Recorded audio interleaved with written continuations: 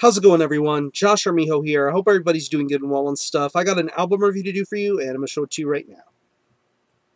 This is the new album from the band Testament, entitled Dark Roots of Earth. This is released on Nuclear Blast Records.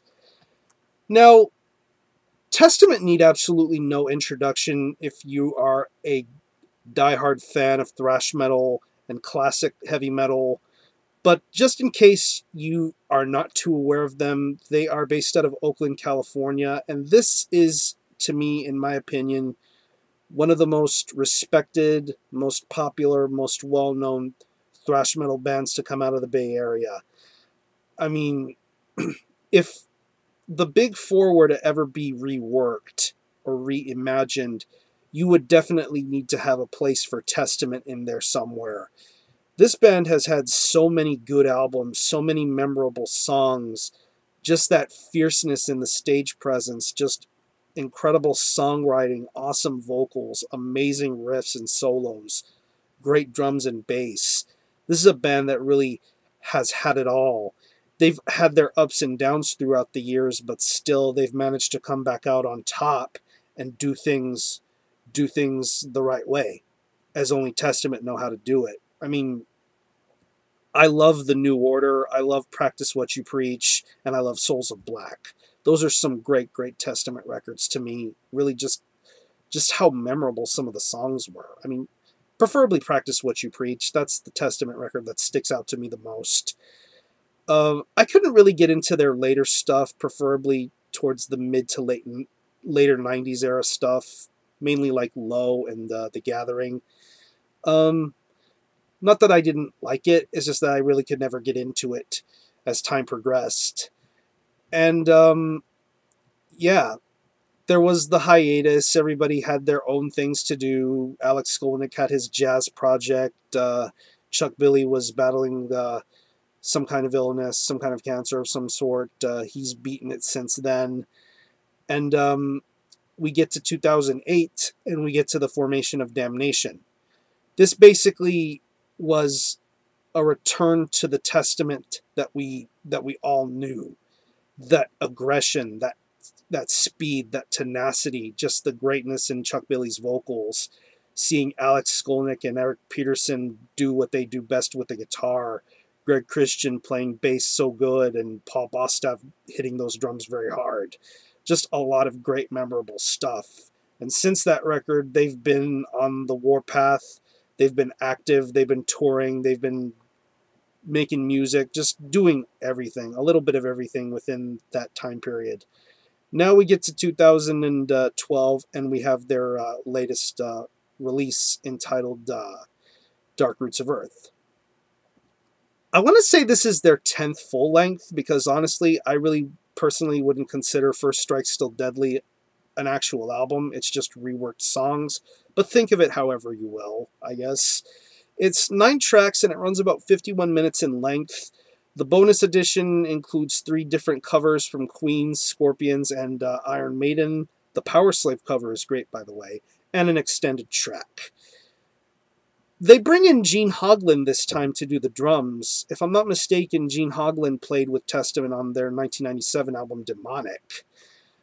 And really, this album continues in the same vein that they did on the formation of Damnation. A lot of great musicianship, a lot of great speed and tenacity, just everything you would expect in a Testament record, just very fluid, very precise. This is a band that knows what they're doing, and they know exactly how to accomplish it. Guitar-wise, Eric Peterson and Alex Skolnick know exactly what they're doing. These guys are so precise at their craft. They deliver the goods as they always would do. Incredible riff work, a lot of amazing solo work. And the one thing that stands out to me is the track Cold Embrace, which to me is really the big ballad of this album. It's very melodic, very sweeping. Eric Peterson owns that song. Just the way he delivers the guitars at the beginnings, the middles, and ends of the songs, just the intricacy in the solos. I absolutely enjoy that. That's very creative, and really is one of my favorite songs of this year. And same can be said for Alex Skolnick. He plays like a badass. He knows what he's doing. He does the solo work incredibly well. I love that. Great, great guitar work here. Bass-wise, I really enjoy the way the bass is toned here. Greg Christian playing the bass very well, especially on the track A Day in the Death. I just love how it starts to slowly creep up, and then it just blends in nicely with the two guitars going on here. It's a very solid bass tone. It's not crazy dominant. It's nice and audible, very comfortably mixed. I absolutely enjoy the bass work.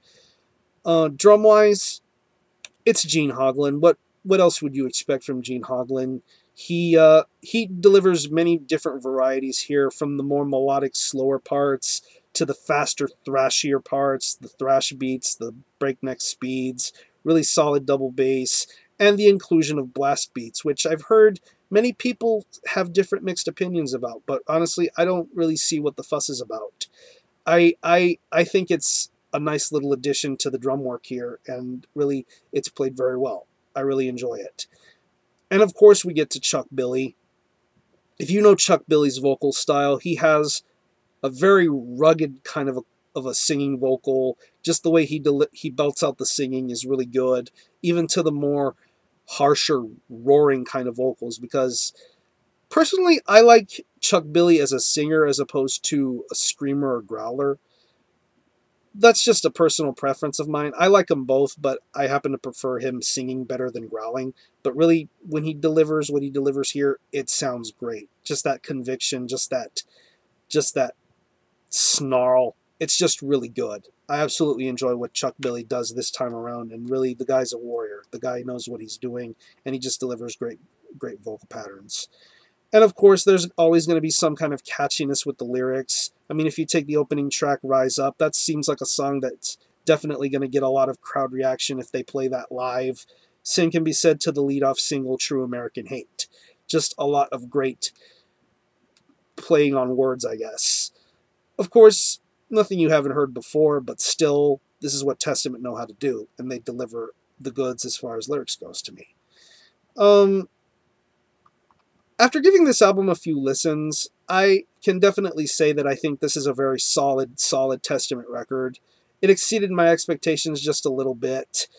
I really enjoyed the guitar work here. Eric and Alex just know what they're doing. Great bass tone, solid drumming by Gene Hoglan, and Chuck Billy doing his vocal work as only he knows how to do it. It's just really, really good. I don't know if I can say I like this more than I like The Formation of Damnation, but I can put it on equal playing fields with it. I think this is a really, really solid record, and as far as thrash from the United States is concerned, this is another solid release. Check it out if you love Testament. If it's not your thing, I guess just stick to the classics. What more can I say? If I had to pick any favorites, I definitely would have to say Native Blood, the title track, Cold Embrace, and Man Kills Mankind. Some great stuff on those songs. So I'm going to show you the album again. This is Dark Roots of Earth by Testament. This is released on Nuclear Blast Records. Check this out. And this gets an 8.5 out of 10. Really, really good, solid Testament. These guys know what they're doing, and they deliver another solid record in my view. Let me know what you thought of it if you've heard it. Do you think it stands up to their previous works? Do you think this is them being a return to form? Let me know what you think. So yeah, 8.5 out of 10. Check out Testament. I'm going to conclude this review. Thanks all for watching. Thanks for checking out my channel. And until the next time, Army Hill out.